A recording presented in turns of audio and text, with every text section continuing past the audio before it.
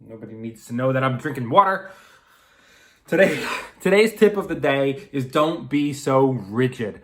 A lot of traders get really nervous about stock prices and they exit way too early. Or they won't buy a stock if it's not at the exact dollar amount and cent amount that they want it to be. So here's the example. Let's say you notice over the course of several days or weeks that a stock is bouncing between $19.50 and $20 a share. You know for a fact that their earnings have already come out. So it's not pre-earnings jitters or anxiety or excitement that's making the stock fluctuate. It's just that the stock is in a range. That is a perfect, I feel like this side is lower and that is the perfect opportunity to recognize that you have found a trading range, and that is great. Trading ranges are great. They're great ways to make consistent profits until something happens that's either good or bad, that breaks it out of that trading range. So the example is $19.50 to $20 a share. Let's say you buy yourself 400 shares. 400 shares is going to average you, if you buy it at $19.50 and you sell it at $20, you're looking at about a $200 profit every time you do that. But don't be so rigid, because rigidity hurts. If you say it must be $19.50 for me to buy it and it must be $20 for me to sell it, that's almost never going to happen because stocks fluctuate. It might not get to $19.50. It might get to $19.53. It might not get to $20. It might get to $19.97.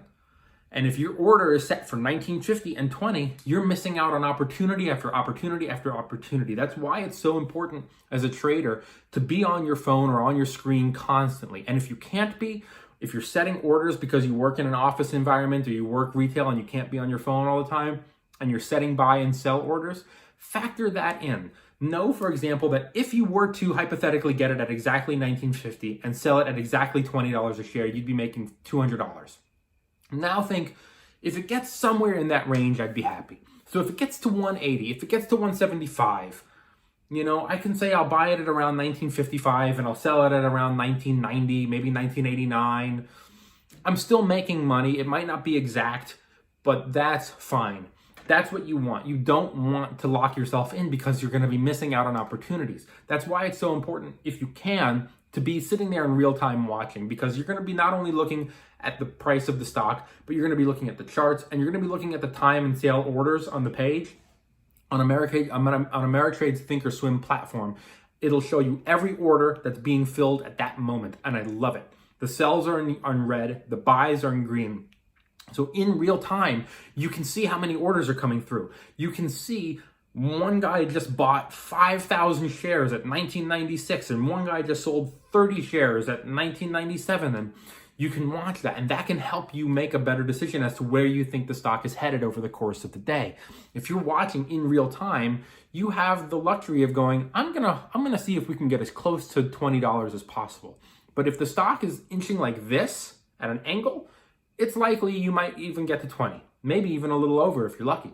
But if the stock is like this, just straight up, it's like the metaphor I would have is if you had a ball in your hand and you threw that ball into the air. As you throw it, it picks up speed. The faster, it's going to get faster right when you throw it. It's going to go faster, faster, faster until it gets to a certain point where that momentum begins to slow. And all of a sudden, it's going to slow and then it's going to flip and drop. And that's what happens with stocks that are straight up. So if you're sitting there and you're watching that stock and it's 1970, 1975, 1980, 1985, and then you notice that more sales are coming in, people are pulling back. Hey, 1985 is close to 20 in my book. Sell it, take your profit. It might not be 200, but that's okay. If you are rigid, you will miss opportunities.